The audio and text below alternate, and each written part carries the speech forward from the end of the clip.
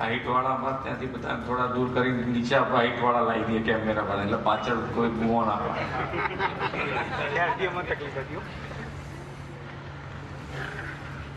સુગમ ડિજિટલ ગુજરાત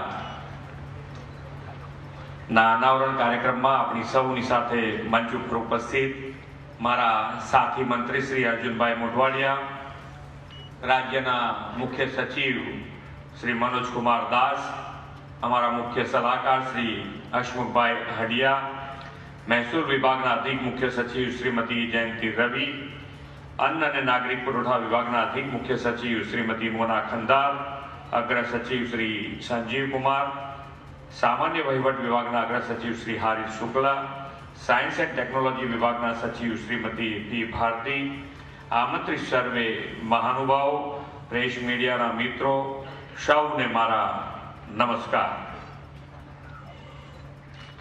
ખૂબ ઘણા બધા આપણે કાર્યક્રમો કરતા હોઈએ અને કાર્યક્રમ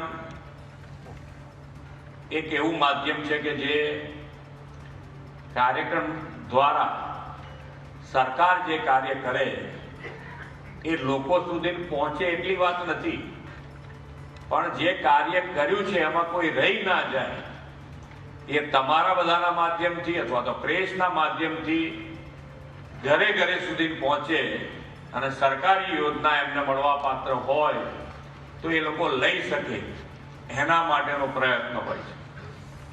માન્ય વડાપ્રધાન શ્રીએ 2002માં સ્વાગત ઓનલાઈન ચાલુ કર્યું. 2002માં, આજે 2026.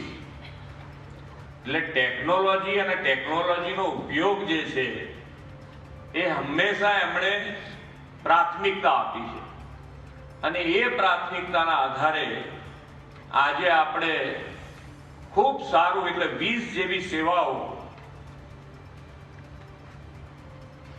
લાઈનમાંથી ઓનલાઈન ઉપર જઈ રહ્યા છે.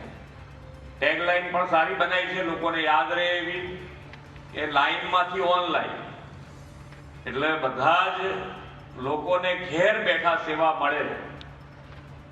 ફેસલેસ, કેશલેસ અને પેપરલેસ સેવા એ ગુજરાત સરકાર જેટલી બને એટલી સેવા એ ડિજિટલાઇઝ કરવા માટેનો પ્રયત્ન કરી રહી છે. અને નાગરિકોને પણ ક્યાંક ને ક્યાંક મુશ્કેલી આવે તો એને પ્રાથમિકતા મળવી જોઈએ એવું દરેકે દરેક જણે. અહીંયા વીસી બધા બેઠા છે. કેટલા બેઠા છે વીસી? વીસી કોઈ નથી, મામલતદાર છે બધા.